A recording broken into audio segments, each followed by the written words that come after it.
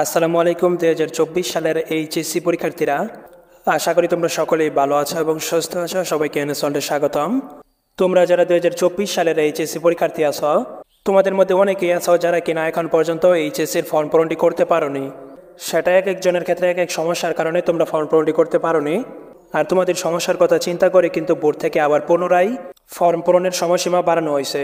Form পূরণের সময়সীমা কতদিন বাড়ানো হয়েছে, অর্থাৎ ফর্ম পূরণের শেষ তারিখ কবে, এবং এখন যদি ফর্ম পূরণ করতে চাই তাহলে বাড়তি কত টাকা জরিমানা দিতে হবে, সেই বিষয়টি নিয়ে আজকের ভিডিওটিতে আলোচনা করব। তাই অবশ্যই ভিডিওটি না টেনে সম্পূর্ণ দেখতে থাকো এবং চ্যানেলে নতুন হয়ে থাকলে চ্যানেলটিকে সাবস্ক্রাইব করে পাশে থাকা বেল আইকনটি অন করে নিবা।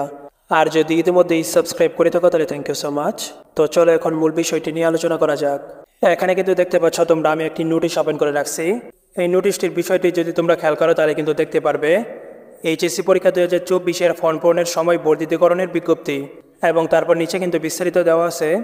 এত দ্বারা সংশ্লিষ্ট সকলের অবগতির জন্য জানানো যাচ্ছে যে 2024 সালের এইচএসসি পরীক্ষার শিক্ষার্থীদের বিলম্ব ফি সহ ফর্ম পূরণের চলমান কার্যক্রমের সময় আগামী 20 মে তারিখ পর্যন্ত বর্ধিত করা হলো, এবং সোনালী সেবার মাধ্যমে ফি পরিশোধের সর্বশেষ তারিখ 21 মে পর্যন্ত পুনর্নির্ধারণ করা হলো। অর্থাৎ তোমরা যারা এখন পর্যন্ত ফর্ম পূরণটি করতে পারোনি, তোমরা কিন্তু বিলম্ব ফি দিয়ে আগামী 20 তারিখ পর্যন্ত ফর্ম পূরণটি করতে পারবে। এখন প্রশ্ন হচ্ছে, এই বিলম্ব ফিটা কত?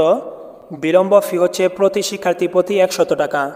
অর্থাৎ আগে তোমাদের ফর্ম পূরণের জন্য যত টাকা নির্ধারণ করা হয়েছিল তার সাথে কিন্তু বাড়তি 100 টাকা করে যোগ করতে হবে। অর্থাৎ মানবিক এবং ব্যবসায়ী শাখার 2120 টাকার সাথে আরও কিন্তু 100 টাকা যোগ হবে, এবং বিজ্ঞান বিভাগের 2680 টাকার সাথে আরও 100 টাকা যোগ হবে। অর্থাৎ বিলম্ব ফি হচ্ছে 100 টাকা। তাই তোমরা যারা এখন পর্যন্ত ফর্ম পূরণটি করতে পারোনি, তোমরা কিন্তু আগামী 20 তারিখের মধ্যে 100 টাকা জরিমানা দিয়ে ফর্ম পূরণটি করে ফেলবে।